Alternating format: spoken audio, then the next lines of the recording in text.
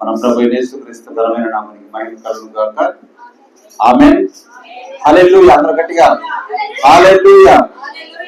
పరిశుద్ధ గ్రంథంలో నుండి సామెతలు 10వ అధ్యాయము 21వ వచనాన్ని చదువుకుందాం. సామెతలు 10వ అధ్యాయము 21. గట్టిగా చదవండి తీసిన వాళ్ళు.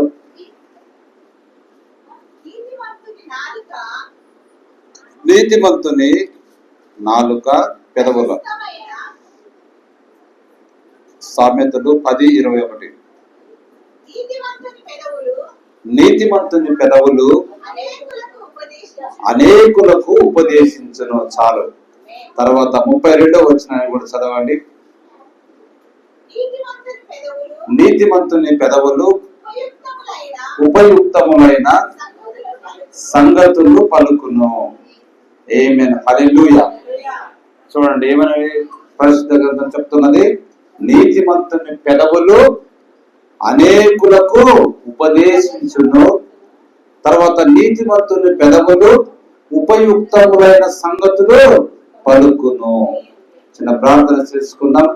సర్వశక్తిమంతుడా, దయాళుడా, కృపగల తండ్రి, నీకు వందనాలు. గొప్ప దేవుడు, కనికరమంతుడు నాయన.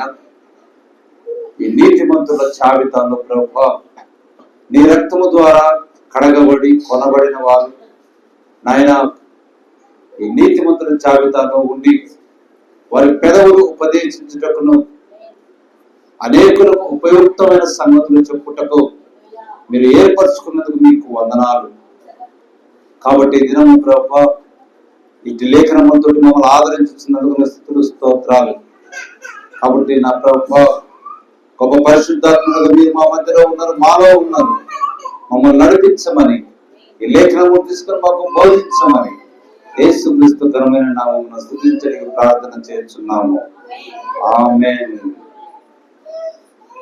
వాళ్ళు చెప్పినాడు. హల్లెలూయా. నీతిమంతుని పెదవులు ఏం చేస్తాయంట? అనేకులకు ఉపదేశిస్తును. ఏ ఉపయోగములంటే వారికి ఉపయోగకరమైనటువంటి సంగతులను ఉపదేశించును. బయట తీసుకోనా? బయట తీసుకో. పిల్లలను బయట తీసుకో. ఏం కావాలి ఇవ్వు. బయట తీసుకో. ఆడిపి. బయట తీసుకో. ఆడిపి. బయట తీసుకో. Praise the Lord. హల్లెలూయా. కాబట్టి నీతిమంతుని యొక్క పెదవులు అనేకులకు ఉపదేశించును, ఉపయుక్తములైన సంగతులను పలుకును. ఇప్పుడు చూడండి, నిజంగా నీతిమంతుడు ఉన్నట్లయితే పరలోకము తట్టు తన ముఖమును లేదా తన దృష్టిని నిజముగా నిలుపుకొనిన ఒక వ్యక్తికి ఈ భూమి మీద ఏది జరిగినా అతడు లెక్క చేయడు. బాగా గమనించాలి. నీతిమంతుడైన ఒక వ్యక్తి తన యొక్క ముఖాన్ని పరలోకము తట్టు ఎత్తుకొని తన దృష్టిని అక్కడ పైనున్న వాటి మీద నిలిపితే ఈ భూమి మీద ఏది జరిగినా అతడు లెక్కే చేయడండి. అతడు ఇంకనూ తన ముఖమును లేదా దృష్టిని పరలోకం తట్టు నిలుపుకొని ఉండును. స్నేహితులు అతడిని విడిచిపెట్టిపోవచ్చును,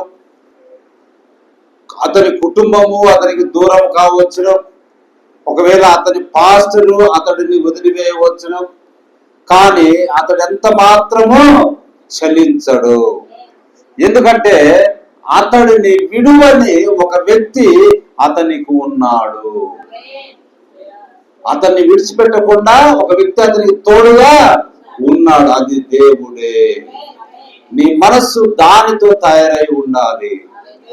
అట్లా మనం తయారై ఉండాలన్నమాట. మన దృష్టి అంతా పైనే. ఎవ్వరు ఏం చేసినా ఈ లోకము మనకేమియో కాకపోయినా మనల్ని విడవని వ్యక్తి ఒక దేవుడు మాత్రమే. హల్లెలూయా. అలా ఉంటే అది నాకు ఇష్టమైనది. ఇప్పుడు చూడండి, నీతిమంతునికి కలుగు ఆపదలు అనేకములు, అయితే యెహోవా వాటన్నిటిలో నుండి వారిని విడిపించును. అది వాక్యం. అదంత అద్భుతంగా ఉందో ఒకసారి చూడండి. అదెంత అభినందనీయముగా ఉందో చూడండి. శ్రమలు పరీక్షలు, కష్టాలు ఇవన్నీ మన మంచి కోసమే జరుగుతున్నవి. కొద్ది కాలం తర్వాత దేవుడు నిన్ను చూచి నీ యందు నమ్మిక ఉంచి తదుపరి నీ కొరకు ఆయన గొప్ప కార్యములు జరిగించును. దానికోసమే నీకు శ్రమలు, పరీక్షలు, కష్టాలు అన్నీ వస్తున్నాయండి. ఇప్పుడు చూడండి, దానియేలు తన స్వజనులకు, తన పట్టణమునకు, తన సంఘమునకు దూరమై దేవుని చేతిలో ఒక పాత్రగా లేదా ఒక సాధనముగా ఆయన ఉన్నాడని మనము పరిశుద్ధ గ్రంథంలో కనుగొనగలం. ఒక కొత్త దేశమందు దేవుడు అతనిని వాడుకొనెను. ఆమేన్, హల్లెలూయా. చూడండి, ఒక కొత్త ప్రదేశమందు దేవుడు ఆయన్ను వాడుకున్నాడు. అక్కడ వాళ్ళందరికీ దూరమైన నిజం చెప్పాలంటే, కానీ దేవుడు వాడుకున్నాడు. ఇప్పుడు నీకున్న దానంతటి నుండి నువ్వు దూరం అయిపోవచ్చును. దానియేలులాగా నీ ప్రియులైన వారి వద్ద నుండి నువ్వు దూరం అయిపోవచ్చును, లేదా నీ సంఘము నుండి నువ్వు ఎడమైపోవచ్చును. అయినను నీవు ఇంకా దేవుని చేతిలో ఒక పాత్రగా ఉన్నావు. హల్లెలూయా. ఒక సాక్షార్థముగానే లేదా తనకిష్టమైనట్టుగా ఆయన నిన్ను ఏదో రకంగా వాడుకొనగలడు, వాడుకొనే ఉంటాడు. ఆమేన్, హల్లెలూయా. కాబట్టి మనం భయపడాల్సిన అవసరము లేదండి. దేవుని వాక్యము మన పాదములకు దీపమై ఉన్నది. అందును బట్టి మనం నడిపించబడదుము. విజయము నుండి అత్యధిక విజయం వైపు మనం నడిపించే మన త్రోవకి అది వెలుగై ఉన్నది. అదండి ఎక్కడికి నడిపిస్తుందంట? విజయం నుండి అత్యధికమైన విజయం వైపు దేవుని వాక్యం మన పాదములకు దీపమై ఉండి నడిపిస్తా ఉన్నది. హల్లెలూయా. ఇప్పుడు నీకు విజయం దక్కాలంటే దానికి ముందు నీకు యుద్ధము లేదా పరీక్ష అన్నది ఉండాలి. ఒకవేళ యుద్ధమే లేకపోతే విజయం మనకు ఉండదు, లేదా విజయం మనకు రాదు. కనుక యుద్ధములు అంటే పోరాటాలు, పరీక్షలను బట్టి మనం ఎంతో కృతజ్ఞతలుగా ఉండాలి. ఒక పరీక్ష మనకు వచ్చిన, ఒక కష్టం మనకు వచ్చిందంటే దాని వెనక దేవుని ఆశీర్వాదం ఉంటుందని మనం ఏ విధంగా ఉండాలంట? కృతజ్ఞతగా దేవునికి ఉండాలి. ఎందుకనగా విజయములను పొందుకొనుటకు అవి దేవుడు మనకిచ్చు గొప్ప అవకాశములై ఉన్నవి. ఆమేన్, హల్లెలూయా. అవి నిన్ను మరికొంచెం మెరుగుపరచడానికి అవి నీకు తోడుగా ఉంటాయి. అదండి, నిన్ను కొంచెం మెరుగుపరచడానికి అవి వస్తూ ఉంటాయి. నీ గూర్చి ఎవరో ఏదో తప్పుగా పలుకుతారు, వ్యాధులు నీ మీదకి వస్తాయి, తద్వారా యుద్ధములు వస్తాయి. బహుశా దేవుడే ఆ చిన్నపాటి శ్రమలు నీకు ఇచ్చును. తద్వారా ఆయన నిన్ను స్వస్థపరిచి మరియు తన దయను నీ ఎదుట కనబరచును. అందును బట్టి ఆయన నీ ఎడల ఏమై ఉన్నదో నువ్వు చూచెదవు. నీ ఎడల దేవుని కూడా ఉద్దేశం ఏంటో నువ్వు ఆ శ్రమలను బట్టి కనుగొనగలవు. ఆయన నిన్ను ప్రేమిస్తున్నాడని తెలుసుకొందువు. ఆమేన్, హల్లెలూయా. ఇప్పుడు చూడండి, ప్రవక్త వచ్చిన ఉదాహరణ ఇస్తున్నాడు. యెరూషలేములో ఒక పురాతన గొర్రెల కాపురయగు బాలుని కథ ఉన్నదంట. ఏమున్నదంట? గొర్రెల కాపురి యొక్క ఒక చిన్న బాలుని కథ ఉన్నది. ఆ పరిశుద్ధ ప్రాంతంలో ఒక గొర్రెల కాపరి తన గొర్రెను తనపై ఎత్తుకొని వస్తా ఉన్నాడు. అప్పుడు దారిని పోతున్న ఒక అతను, నువ్వెందుకు దారిని మోసుకొని వచ్చుచున్నావు? ఏమని అడిగాడంట? చెప్పాలి. దాన్ని ఎందుకు నువ్వు మోసుకొని వచ్చుచున్నావు అని అంటే ఆ గొర్రెల కాపరి చెప్తున్నాడు, ఇది కాలు నందు గాయపడినది. కాలు నందు గాయపడినదా? అదెలా జరిగింది? ఒక రాయి మీద పడిపోవడం చేత అది ఆ విధంగా అయిందా అని ఇంకొక వ్యక్తి అడుగుతున్నాడు. అప్పుడు గొర్రెల కాపరి అంటుండు, లేదండి, నేనే దాన్ని గాయపరిచాను అని బదులిచ్చున్నాడు. ఏంటి? నీవే గాయపరిచావా? నీవెంత కఠినుడుగా ఉన్నావు, నీవు కఠినమైన కాపరివే, నీవు దాన్ని కాళ్ళు విరగొట్టావు అని ఆ వ్యక్తి అన్నాడంట. అప్పుడు గొర్రెల కాపరి అంటున్నాడు, లేదండి నేను దాన్ని ప్రేమించాను. ఆమేన్, హల్లెలూయా. అర్థం చేసుకోవాలి ఇందులో లోతును, మీరు ఇందులో ప్రత్యక్షతను. లేదండి దాన్ని నేను ప్రేమించాను, అయితే అది దారి తప్పిపోవచ్చుండెను, కాబట్టి దాన్ని నేను తాళలేకుంటుని, అందుకే నేను దాని కాళ్ళు విరిచి తిని. కావున అది నన్ను ప్రేమించి నన్ను వెంబడించుటకు, దాని మీద మరెక్కువ దృష్టి నిలుపుటకు నేను అలా చేసి తిని అని కాపరి పలికెను. ఆమేన్, హల్లెలూయా. దేవుని మహిమకరణ గాక. ఇక్కడ చెప్పాలి, కొన్నిసార్లు మన ఆరోగ్య విషయంలో ప్రద్దనగునట్లు దేవుడే అనుమతించును. మన మీద మరికొంత దృష్టి నిలుపుటకు, మనల్ని తన ఒడిలో కూర్చోబెట్టుకున్నటకు, తన కౌగిలిలో లాలించుటకు ఆయనే అలా మనల్ని గాయపరచును. ఇటు తిరగాలి, ఇటు తిరగాలి, ఇటు చూడాలి. హల్లెలూయా. ఇప్పుడు చూడండి, ఇక మా వల్ల ఏ లాభం లేదండి, మా వల్ల కాదు అని వైద్యులు అన్నప్పుడు ఆయన మనల్ని తన భుజాల మీదకి తీసుకొని ఇలా అనును. ఆమేన్, హల్లెలూయా. చూడు, నేను నిన్ను ప్రేమించుచున్నాను, నీవు పూర్తిగా బాగా ఉన్నట్లు నేను చేయబోతున్నాను. అది జీవితాన్ని ఇంకెంత మెరుగుపరచదా? దేవుని యొక్క మాట మనకెంతో మెరుగుపరుచుద్దండి. ఆయనతో గొప్పవాడు, ఆయనతో అద్భుతమైన కాపరి ఒకసారి మనం చూడాలి. హల్లెలూయా. కాబట్టి యెహోవా నా కాపరి, నాకు లేమి కలగదు అని దావీదు చెప్పుటలో ఏమాత్రం ఆశ్చర్యమో లేదండి. హల్లెలూయా.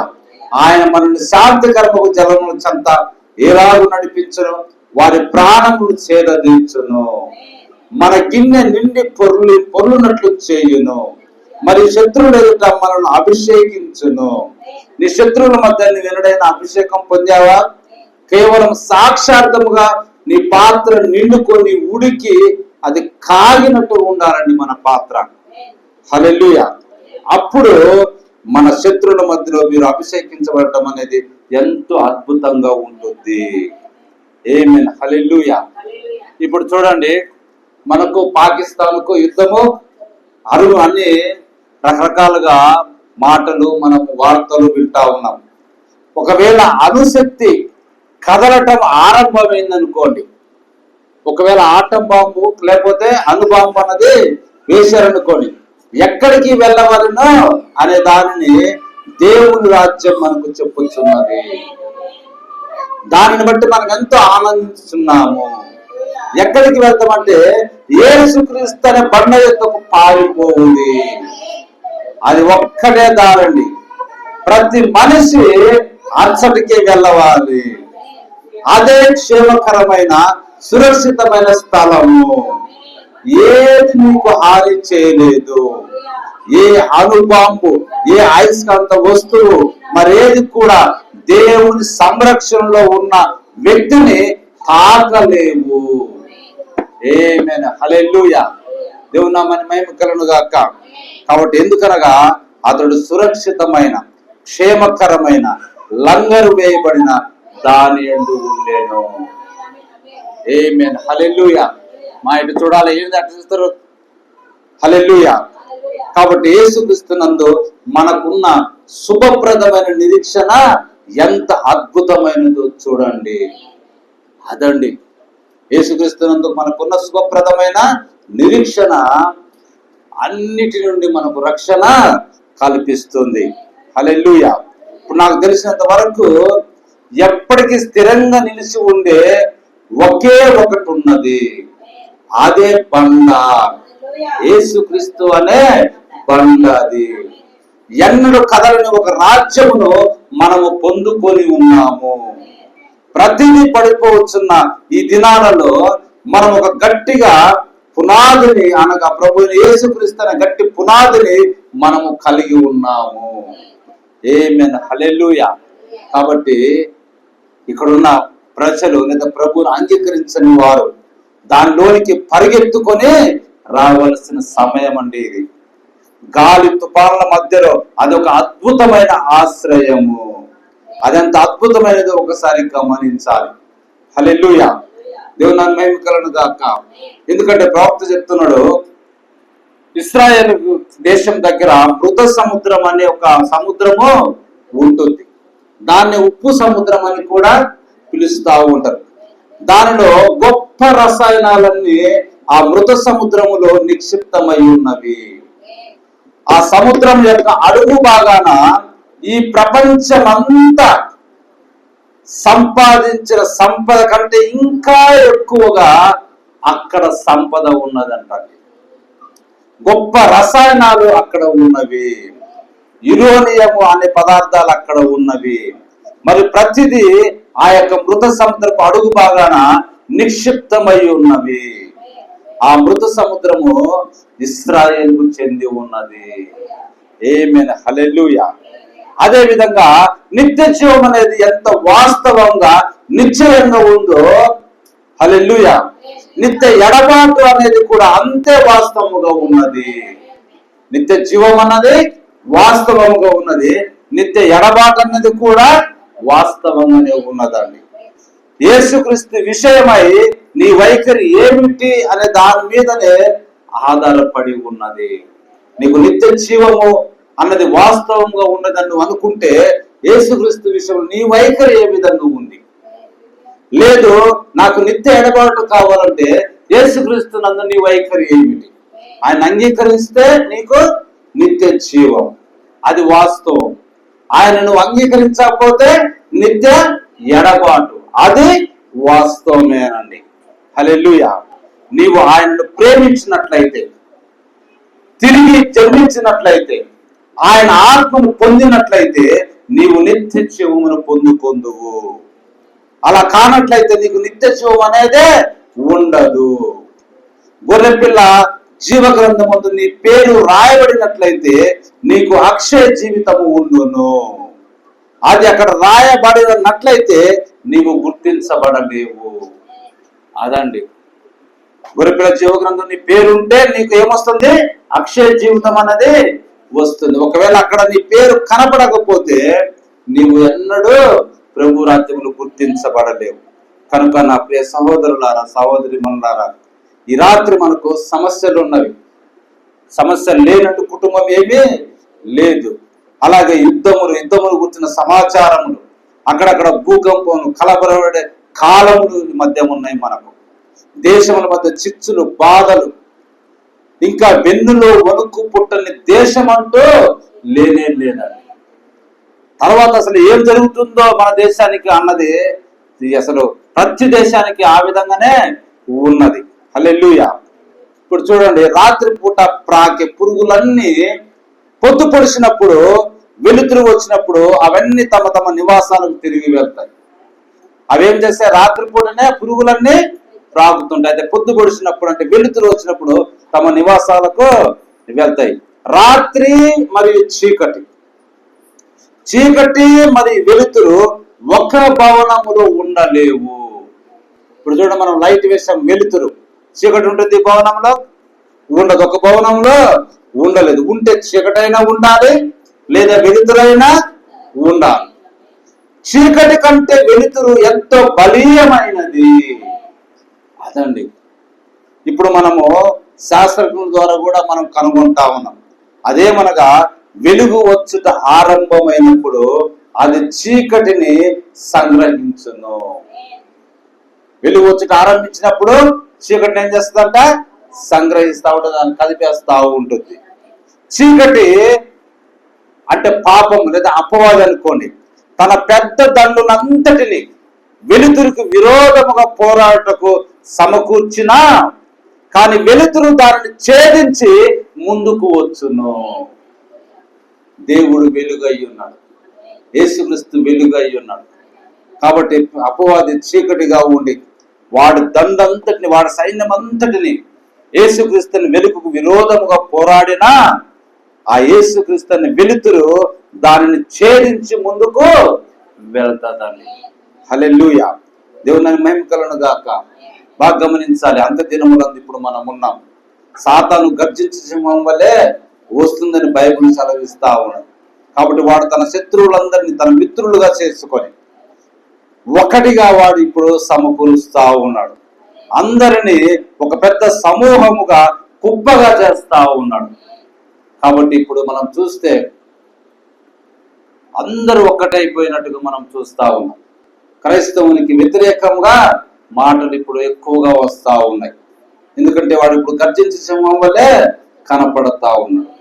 మరియు దేవుని యొక్క వెలుగు బలముగా ప్రసరిస్తున్నది.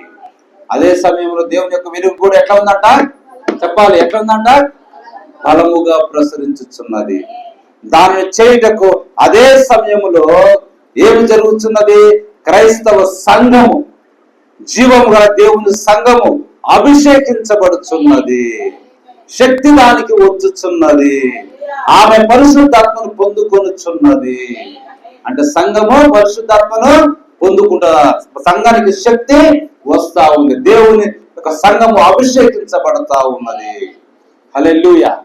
మరి అలాగే ఈ లోక శత్రువులందరికంటే క్రీస్తు ఎంతో శక్తిమంతుడు.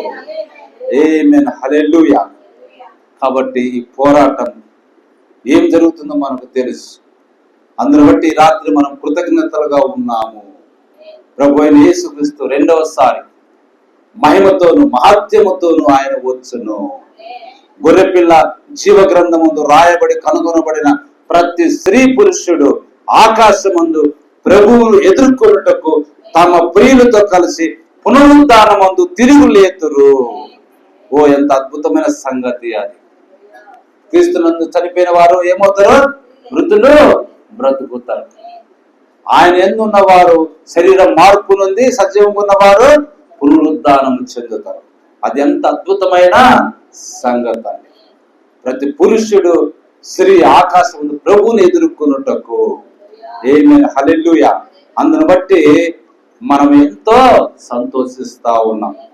మరి దేని మీద కాక మన విశ్వాసము యేసు రక్తం మీదను నీతి మీదను మన నిరీక్షణ కట్టుబడి ఉండాలి. మన నిరీక్షణ అంతా ఏ విధంగా ఉండాలి? యేసుక్రీస్తు రక్తం మీదను నీతి మీదను మనం ఉండాలి. నా హృదయాంతరంగం అంతా ఇచ్చుదును లేదా అప్పగించుకుందును అని మనం చెప్పగలగాలి. ఏమని చెప్పగలగాలి? మనము ఇక్కడ వినాలి. ఏమని చెప్పగలగాలి? నా హృదయాంతరంగం అంతా ఆయనకు అప్పగించుకుందును, ఆయనకు ఇచ్చేదను.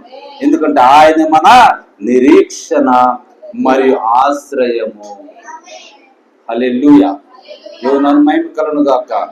కాబట్టి మన అంతరంగం ఆయనకి ఇచ్చి మన నిరీక్షణ మన ఆశ్రయము ఆయన కనుక ఆయన మీద మనం భారము మోపుకున్నట్లయితే ఏమిస్తుంది? మనకు నిత్య జీవం వస్తుంది. దేవుడు తన పరిశుద్ధ వాక్యం దీవించును గాక. దేవుడు మనల్ని అందరినీ దీవించును గాక. కళ్ళు మూసుకున్నట్లయితే మనం ప్రార్థన చేసుకుందాము.